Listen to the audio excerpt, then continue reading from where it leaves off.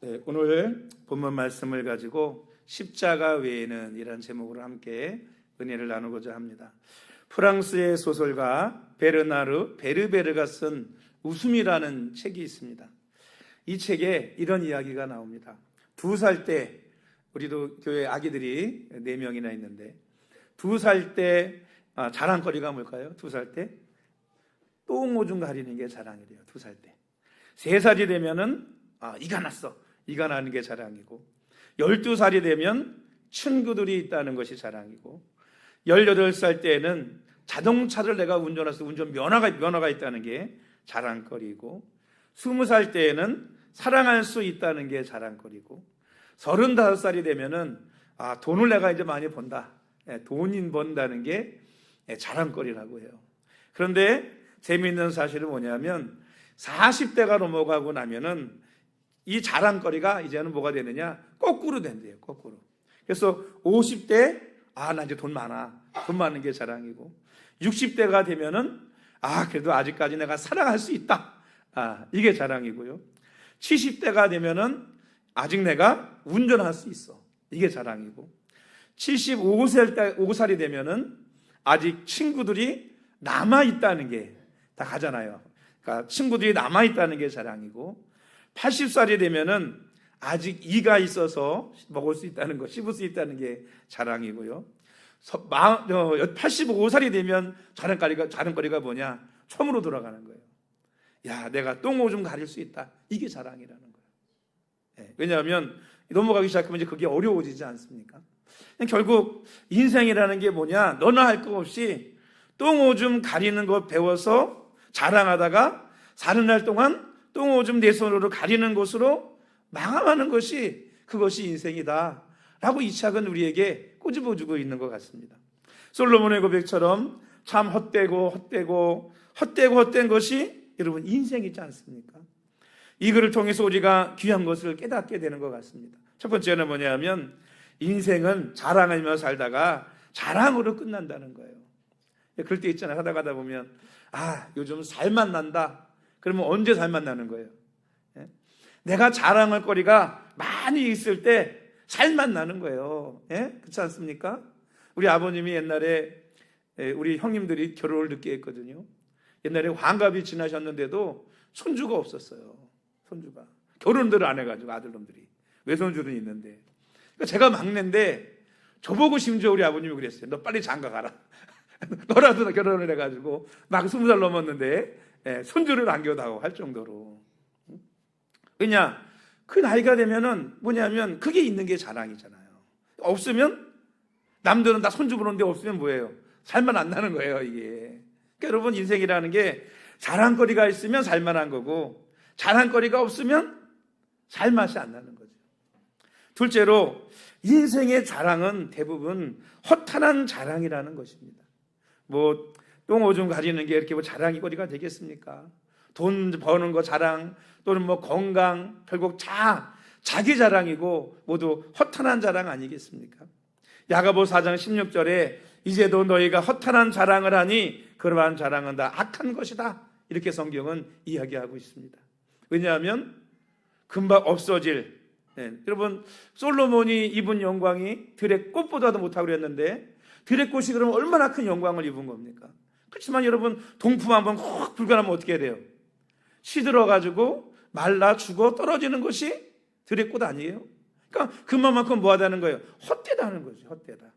그리고 다 그것이 누구 자랑이에요? 자기 자랑이잖아요. 자기 자랑을 할 때 어떻게 되죠? 다른 사람은 때로 상처받는 경우도 많이 생기지 않습니까?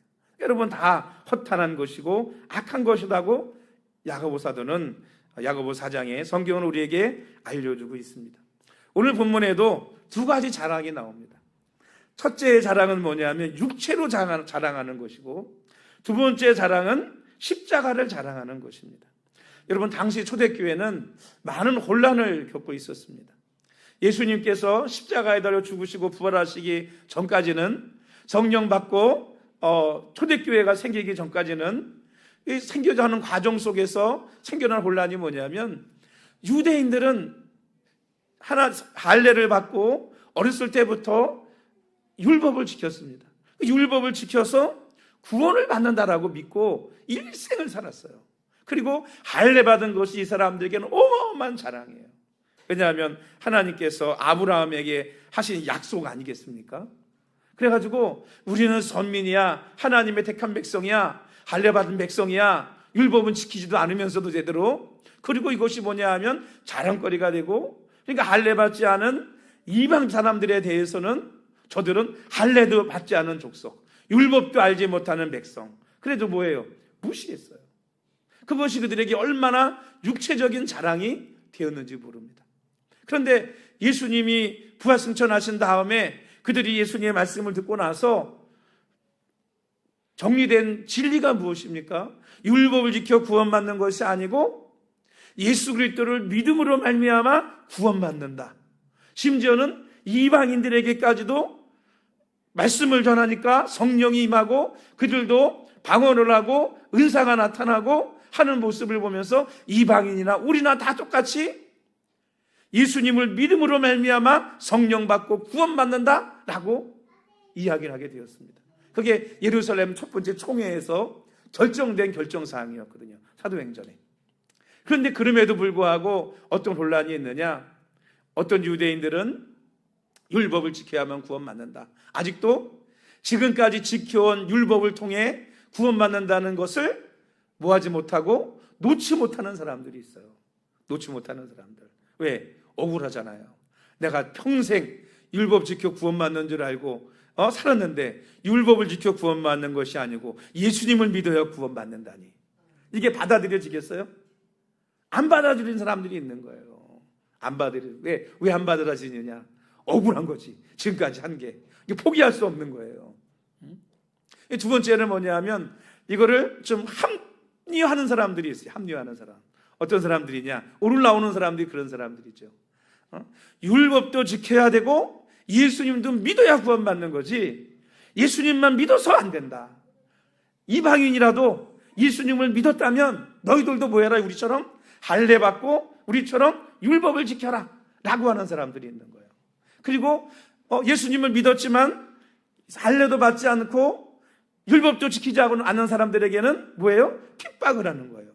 할례를 안 받았다고. 그래서 이방인들 가운데서도 그들은 율법을 알지 못하는 사람들임에도 불구하고 핍박을 받으니까 교회 안에서도 뭐예요? 할례를 받는 사람들이 생겨나게 되는 거죠. 할례를 받는 사람들이. 물론 유대인 중에서도 이거 아니구나. 이거는 그림자이고 결국 예수님을 믿어야만 우리가 구원받는구나. 이 진리를 깨닫는 사람들은 율법을 지킨 것이 아니고 예수님을 믿어서 구원을 받았지요. 근데 오늘 말씀에 보면 어때요? 우리 12절 말씀 한번 읽어볼까요? 12절 말씀 시작. 무릇 육체의 모양을 내려하는 자들이 억지로 너희에게 할례를 받게 함은 그들이 그리스도의 십자가로 말미암아 박해를 면하려 함뿐이라. 여러분, 육체의 모양을 내려하는 자들이 억지로 너희로 할례를 받게 한다는 거예요. 이게 바로 그런 얘기예요. 율법을 알지 못했던 할례 받지 않은 이방인들에게 예수님을 믿었지만 억지로 할례를 받게 하고 안 받으면 핍박하고 받게 했다는 거죠. 그러니까 핍박받기 싫어서 할례 안 받았다는 얘기 듣기 싫어서 뭐 하는 사람들이 생겨나요? 그 박해를 면하기 위해서 할례를 받는 사람들이 생겨나는 거예요. 그들을 향해서 사도 바울은 오늘 성경을 통해서 우리에게 이렇게 말씀해 주고 있습니다. 우리 13절 말씀 한번 읽어볼까요? 13절 시작. 할례를 받은 그들이라도 스스로 율법을 지키지 아니하고 너희에게 할례를 받게 하려 하는 것은 그들이 너희의 육체로 자랑하려 함이라. 이렇게 말하고 있습니다. 여러분, 할례를 받았다 할지라도 할례를 받았다는 건 뭐예요? 율법을 지켜야 한다는 전제거든요. 율법을 지켜야 된다. 그런데 할례를 받았음에도 불구하고 율법은 지키지 않으면서 핍박받지 않으려고 할례를 받아요. 그리고 여러분, 할례를 받고 율법을 지키지 않으면 그 할례가 무슨 소용이 있냐는 거예요. 사도 바울이 그런 얘기를 많이 하잖아요. 이면적 유대인이 아니고 영적인 유대인이 진정한 유대인이다. 할례를 받지 않았어도 하나님 말씀대로 살면 그게 진정한 이스라엘 백성이고 진정한 유대인이라고 그러지 않습니까? 할례를 받으면 뭐합니까? 율법을 지키지 않고 하나님 말씀대로 살지 않으면 그게 진정한 유대인이라고 할 수 있겠냐는 거죠. 그리고 그거는 결국은 어떤 자랑밖에 되지 않느냐? 나 할례 받았어 라고 하는 육체적인 자랑밖에는 되지 않는 것입니다. 그러니까 그런 육체적인 자랑을 위해서 결국 핍박을 면하려고 할례 받는 일 하지 마라. 사도 바울은 이렇게 이야기해주고 있는 것입니다. 사실 여러분, 사도 바울은 자랑할 것이 많은 사람입니다. 율법적으로 얘기하면. 이 사도 바울의 신분이 뭐예요? 히브리인 중에 히브리인이고, 율법으로는 바리새인이고, 그리고 얼마나 잘 지켰느냐? 율법의 의로는 흠이 없다. 이렇게 말하고 있습니다. 율법의 흠만 없느냐? 당시 최고의 학벌, 최고의 율법 스승이었던 가말리엘 문화의 제자였습니다. 그 중에서도 아주 수제자였죠. 로마의 황제까지 사울이라는 그 전에 이름이었던 사울이라는 이름이 알려질 만큼 뛰어난 율법 바리새인 중에 한 사람이 바로 사도 바울이었습니다. 그 여러분, 얼마나 자랑할 게 많아요. 그런데 사도 바울이 뭐라고 얘기합니까? 이 예수님을 믿고 나서, 예수님 만나고 나서 이런 모든 자랑거리를 빌립보서 3장에 다 배설물로 여겼다, 이렇게 말하고 있습니다. 왜? 이건 자랑거리가 되지 않는다는 거예요. 여러분, 이런 세상 것들은 자랑거리가 되지 않는 줄로 믿습니다. 자랑거리가 안 되는 거죠. 이 십자가 외에는 이라는 말이 성경에 2번 나오거든요. 또 한 번이 여기 말고 또 한 군데가 뭐냐면, 예수 그리스도의 십자가를 아는 그 지식 외에는 다른 지식 내가 알기를 원하지 않는다 그래요. 이 전문적인 지식을 말하는 것이거든요. 왜? 그 지식이 가장 고상하고 가장 위대하기 때문에 다른 학문을 내가 깊이 알고 싶지 않다. 사도 바울은 이렇게까지 고백하고 있는 것입니다. 그리고 오직 예수 그리스도와 십자가 외에 결코 자랑할 것이 없다라고 사도 바울은 고백하고 있는 것입니다. 우리 14절 말씀 한번 읽어볼까요? 14절 시작. 그러나 내게는 우리 주 예수 그리스도의 십자가 외에 결코 자랑할 것이 없으니 그리스도로 말미암아 세상이 나를 대하여 십자가에 못 박히고 내가 또한 세상에 대하여 그러하니라. 아멘. 여러분, 왜 바울은 다른 자랑, 그렇게 자랑거리 많은데 세상적인 자랑거리가 넘쳐나잖아요. 베냐민 지파 사람이고 왕족이란 얘기예요. 이날을 말하면 왕족이고 로마 시민권을 가지고 있고, 바리새인 중에 바리새인이고 히브리인 중에 히브리인이고 율법으로는 흠이 없고 가말리엘 문화 최고의 스승 밑에 배운 그 문화의 제자이고, 그럼에도 불구하고 그걸 다 배설물로 여기고 오직 예수 그리스도와 십자가만을 자랑했던 이유는 다른 게 아닙니다. 첫 번째가 예수님의 십자가는 나의 죄사함과 구원을 위한 십자가이기 때문에 그 십자가만을 자랑하겠다고 이야기한 것입니다. 이사야 53장 5절에 그가 찔림은 우리의 허물 때문이요 그가 상함은 우리의 죄악 때문이라. 그가 징계를 받음으로 우리가 평안을 누리고 그가 채찍에 맞음으로 우리가 나음을 받았도다 라고 했습니다. 예수님 이 사순절 기간에 예수님이 찔리신 것, 가시관에 찔리시고 창에 찔리시고 못 박히신 것 누구의 허물 때문입니까? 우리의 허물 때문입니다. 예수님께서 채찍에 맞아 상하신 것 누구의 죄악 때문입니까? 우리의 죄악 때문입니다. 예수님께서 징계를 받으셨기 때문에 우리가 평화를 누리는 거예요. 예수님께서 채찍에 맞으셨기 때문에 우리가 나음을 받는 것입니다. 나를 위해 십자가와 고난과 죽음을 길을 걸어가신 그 예수님을 자랑하지 않으면 내가 무엇을 자랑하겠느냐는 것입니다. 여러분, 어느 가정에 화상을 입은 어머니와 예쁜 딸이 있었습니다. 근데 이 딸이 점점 커서 이제 초등학생이 되고 자라가면서 어머니의 흉측한 그 화상 입은 얼굴이 너무 수치스러웠습니다. 어딜 가도 내 어머니라고 밝히지 않았어요. 학교를 가도 부모님 모시고 와, 어머니 모시고 오지 않았습니다. 그렇게 살았어요. 왜냐하면 아이들이 놀릴까 봐. 또 그 어머니의 흉한 얼굴이 수치스러워서 어머니를 오라고 하지 않았습니다. 그리고 어머니를 너무나 부끄럽게 여겼습니다. 친구들이 때로는 니네 엄마 못생겼다고 놀리기도 했어요. 그러니까 이 아이가 늘 그것 때문에 속상해하고 때로는 눈물을 흘리고 어머니를 외면하고 미워하는 거예요. 엄마는 왜 그렇게 됐냐 이거죠. 그래서 어느 날 이 어머니가 그 딸에게 이야기를 하나 들려줍니다. 그 이야기 어떤 이야기냐면 자신에 대한 이야기였어요. 자, 바로 자신이 화상을 입게 된 경우에 대해서 이 아이에게 이야기를 해주는 것입니다. 딸아, 우리 집이 어렸을 때 우리 집에 큰 불이 났다. 그런데 나는 바깥에 있었는데 네가 방 안에 있었어. 그래서 너를 살리려고 내가 물수건을 뒤집어 쓰고 들어가서 너를 안고 나오는데 네가 화상 입을 거고 다칠까 봐서 그 물수건을 너에게 덮어 쓰고 나오다 보니 그 화염 속에 내 얼굴이 이렇게 화상을 입어서 흉하고 되고 말았단다 라고 이 아이에게 이야기를 해줍니다. 그랬더니 이 아이가 그때부터 뭐 하기 시작하느냐, 바뀌기 시작했어요. 어떻게 바뀌었을까요? 지금까지는 그 흉한 어머니의 화상 입은 얼굴이 수치고 부끄러움이었는데 이제는 뭐냐 하면 자기 어머니가 자랑스러운 거예요. 자랑스러운 거예요. 왜 자랑스러워요? 우리 어머니가 나를 이만큼 사랑하는구나. 나를 위해서 생명을 걸고 불 속에 뛰어들어서 나를 구원한 만큼 우리 엄마는 나를 사랑해. 그러니까 이게 뭐가 되느냐, 자랑거리가 되었습니다. 친구들이 니네 엄마 왜 그래? 그러고 돌리면 이제는 뭐라고 얘기해요? 야, 우리 엄마가 얼마나 나를 사랑하는 줄 알아? 우리 엄마는 나를 살리기 위해서 불 속에 들어가서 나를 건져냈어. 니네 엄마 너 불 속에 있으면 너 건져낼 수 있어? 니네 엄마가 너를 그만큼 사랑한다고 얘기할 수 있어? 아이들이 뭐 하겠어요? 그 얘기에 대답을 하지 못하는 거예요.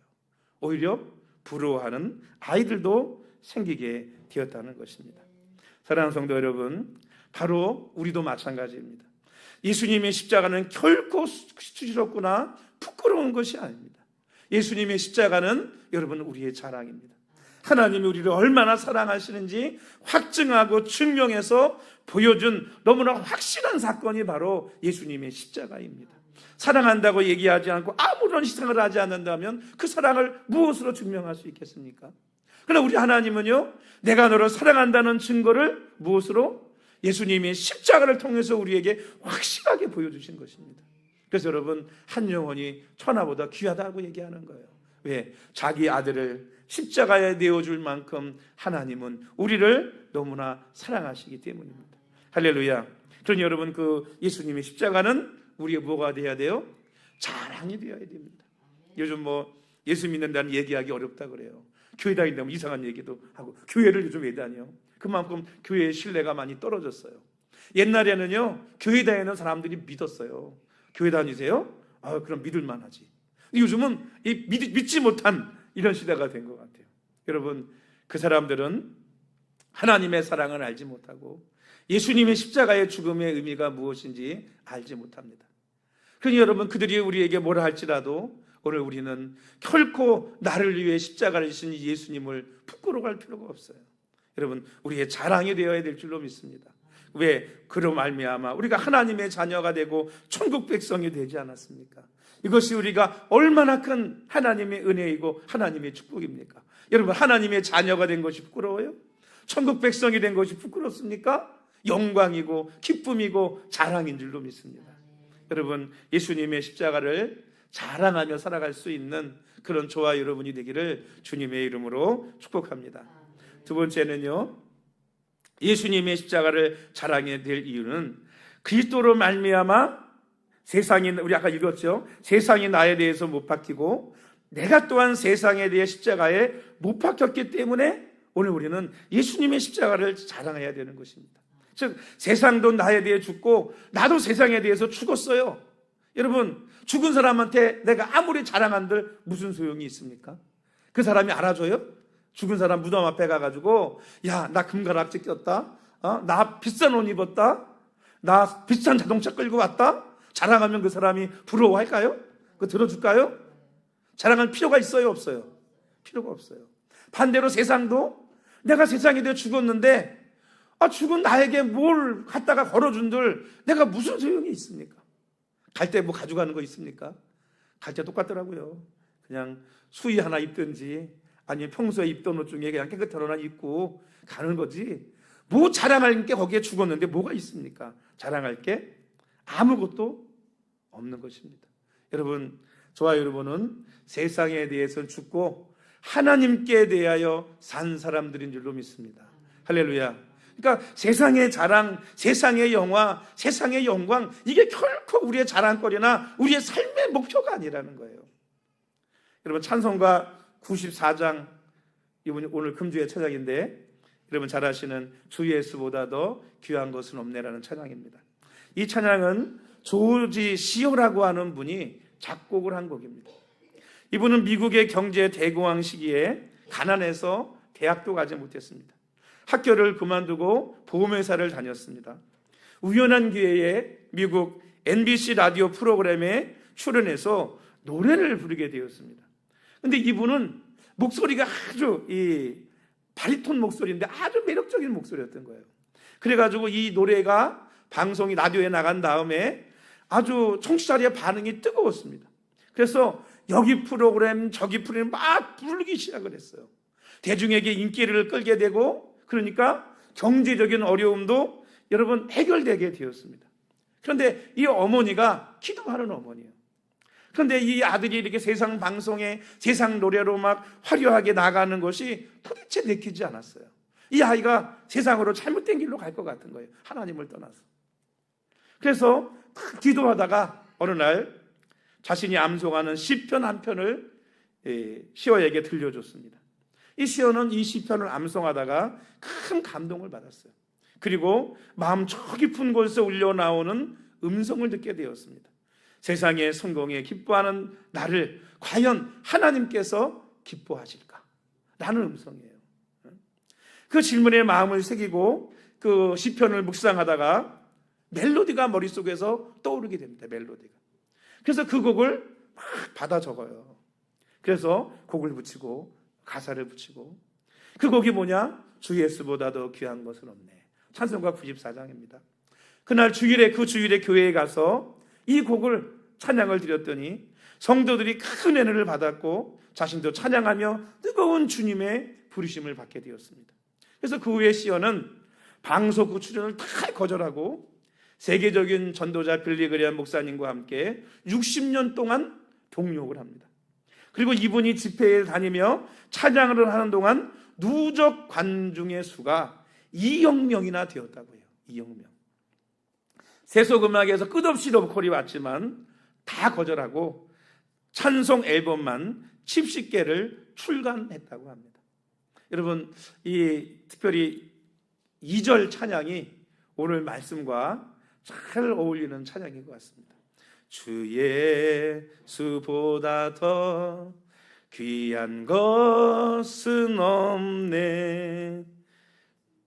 이 세상 명예와 바꿀 수 없네. 이전에 즐기던 세상 일도 주 사랑하는 마음 뺏지 못해. 세상 즐거움 다 버리고 세상 자랑 다 버렸네.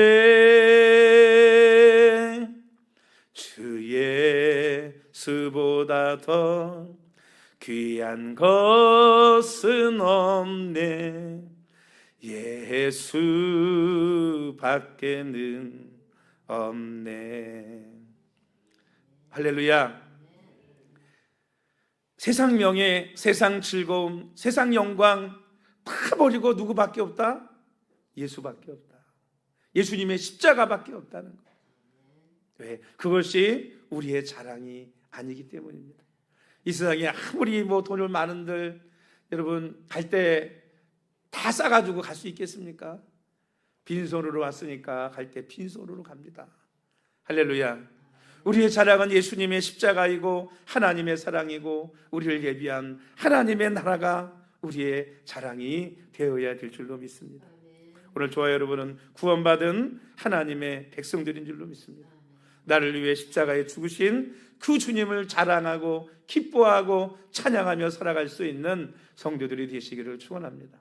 이 말씀 묵상하면서 저도 좀 부끄러운 생각이 들더라고요.